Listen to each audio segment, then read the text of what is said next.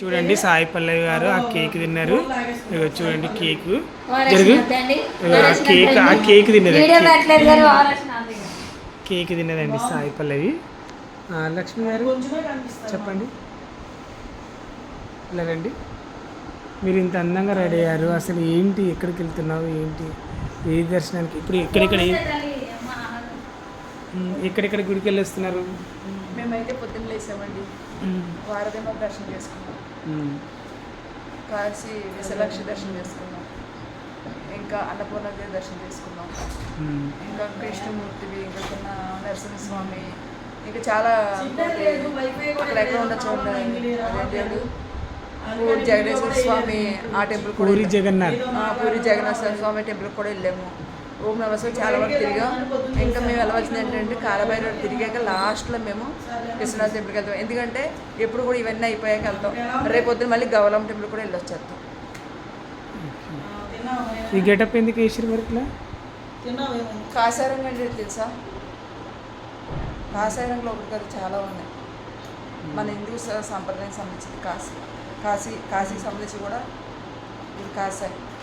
ఆ గురిలు కాదు, నాగసాధులు వేసుకుని కలరు, ఆంజనేయ స్వామి కలర్ కూడా ఇదే. అది ఎలా తయారు చేయగలుగుతారు దాన్ని? ఈ కర్పూర దీన్ని ఎలా తయారు చేస్తారు? ఇక్కడ మన నేపాల్లో ఇది మక్కొచ్చి అంటే శివుడు కంటి నీరు, ఇది రుద్రాక్ష అయింది. అది ఎక్కడంటే మన నేపాల్లో దొరుకుతుంది. నేపాల్ చాలా తక్కువ దొరుకుతుంది. ఇదే దండ హైదరాబాద్లో అయితే తెలుసా మీకు? 350 రూపాయలు, 300, 400 ఇది. ఈ దండ ఇక్కడ ఎంత తెలుసా? 50 రూపాయలు. కానీ ఇక్కడ ఇప్పుడు కంటి నీరు అక్కడ ఎందుకు పడ్డది? అక్కడ పడ్డది అసలు ఎందుకు పడ్డది ఆ కంటి నీరు? శివాజ్ఞలో ఏమైనా పుట్టదని అంటారు కదా, అలాగే శివుడు అక్కడే పడింది, అక్కడ రాసి ఉంది. శివుడు ఆజ్ఞ అయింది అక్కడ, అందుకే అక్కడ మాత్రమే ఉంటాయి ఇవి. ఇవి రియల్ అసలు చూసుకొని తీసుకోవాలి. బాగున్నారండి, మీ శారీ బాగుంది, మీరు బాగున్నారు. మీ సెలబ్రిటీ ఎలా అయ్యారు అసలు? సోషల్ మీడియాలో ఇట్లా మాట్లాడుతూ, ఇట్లా ఏదో ఒకటి నీ నోటికి వచ్చింది మాట్లాడుతూ చెప్తూ. నోటికి వచ్చింది మాట్లాడదాం కదండి, ఇంకోసారి నోటికి వచ్చింది మాట్లాడేమంటే వేరే ఉంటుంది. నేను ఏదైనా సరే మనసుతో మాట్లాడతా, బ్రెయిన్తో మాట్లాడినా. ఈ బ్రెయిన్ ఎప్పుడు అబద్ధం చెప్పుద్ది, ఇది నిజం చెప్పుద్ది. మనం తప్పు చేసిన ఒప్పు చేసిన ఇది అడుగుతుంది. దీనికి నచ్చినట్టు బతికితే అంతా కరెక్ట్గా ఉంటుంది. నేను ఎట్లా మాట్లాడేది మళ్ళీ సెలబ్రిటీ నేను. ఓకే అండి, మీకు ధన్యవాదాలు మీ విలువైన సమయాన్ని ఇచ్చినందుకు. సాయి పల్లవి గారు, మీకు ఎలా అనిపిస్తుంది? ఏమనిపించాలి? ఇక్కడ కాశీకి వచ్చారు కదా, మీకు ఎలా అనిపిస్తుంది? కాశీకి వచ్చినందుకు బాగానే ఉంది. దర్శనాలు అయినాయా మరి? దర్శనాలు అయితే కొన్ని దర్శనాలు అయినాయి, కొన్ని దర్శనాలు అవ్వాలి. ఎలా, ఏ దేవుడికి వెళ్ళాం? వారాహి మాత, అన్నపూర్ణదేవి,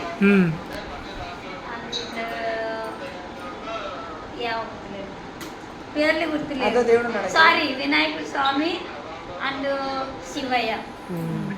ఒక విషయం చెప్తానండి, అన్నిటికంటే దర్శనం ఎవరిదో చేసుకోవాలి తెలుసా? వినాయకుడు తీసుకోవాలి. వినాయకుడు దర్శనం తర్వాత వారాది మాత తర్వాత కాలభైరవుడి తర్వాత విశాలాక్షి, వీళ్ళందరూ తీసుకోవచ్చు. ముందు వాళ్ళందరూ చూసాక కూడా ఈశ్వరుని చూసాక కాశీ విశాలాక్షి అన్న కూడా చూడవచ్చు. ఒకసారి ఒక దగ్గరే కాబట్టి ఇలాగే ఎలా కూడా వెళ్ళవచ్చు. కానీ ముందు మాత్రం మెయిన్ చూడవలసింది భైరవ.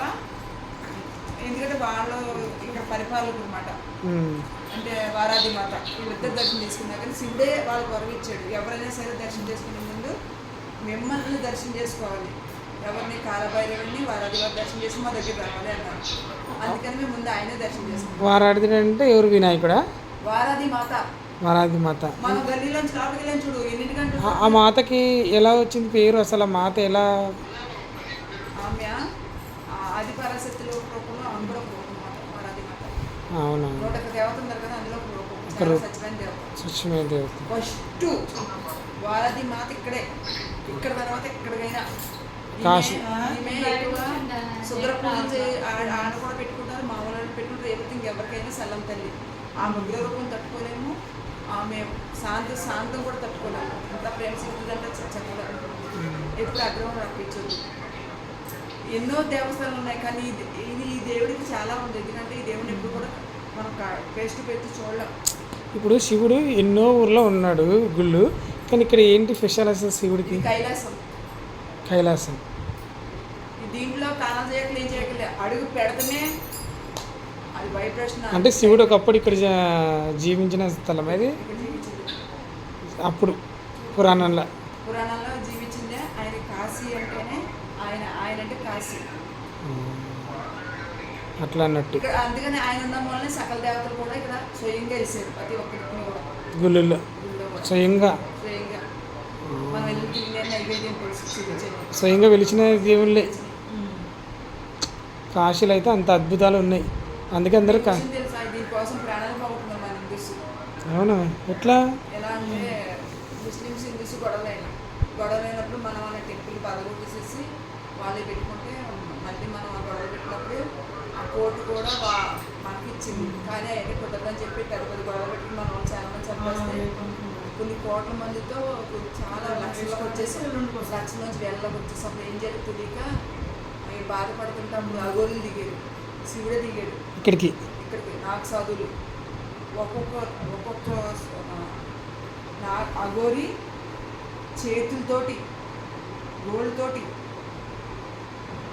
సోలతోటి 2-3 అట్లా చంపేసి అప్పట్లోనే మన ఛత్రపతి శివాజీ ఉన్నారు కదా, వాళ్ళు చాలా మంది ప్రాణాలు అర్పించి తీసుకొచ్చి కాశీ. ఈ కాశీ అందుకే ఇప్పుడు ఆ మసీదు లాకబడిందా? లాగబడింది. ఇప్పుడు కూడా అదే ఉంది. అసలు మసీద్ మన అసలు అందులోనే అసలు కాశీలో మసీదులు లేవా?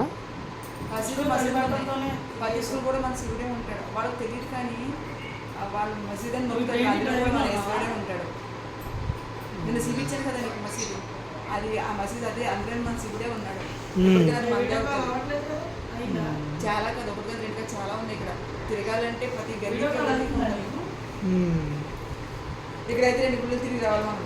అంతే. కాలభైరవ తర్వాత బాబు వెళ్ళాలి. నువ్వు అయ్యి వెళ్తున్నావు ఇప్పుడు. ఓకే అండి, అందరికీ బాయ్. ఇంకోటి శని సింగపూర్ తెలుసు కదా మీకు, అక్కడ నలవాళ్ళు తెలిసింది కాశీలో, అక్కడికి వెళ్తున్నామండి ఇప్పుడు. చాలా థ్యాంక్స్ అండి మీకు కాశీ గురించి మాకు ఇంత విలువైన సమయాన్ని ఇచ్చినందుకు. ఇంకొకటి కాశీలో ఇలాంటివన్నీ మాకు చెప్పినందుకు సారీ నవ్వు వస్తుంది నాకు, ఎందుకంటే నాకేం తెలియదు కాశీ గురించి. అమ్మ అన్నీ చెప్తుంది కాశీ గురించి, దేవుళ్ళ గురించి నాకేం తెలీదు. ఓకే అండి, థ్యాంక్ యూ లక్ష్మి గారు.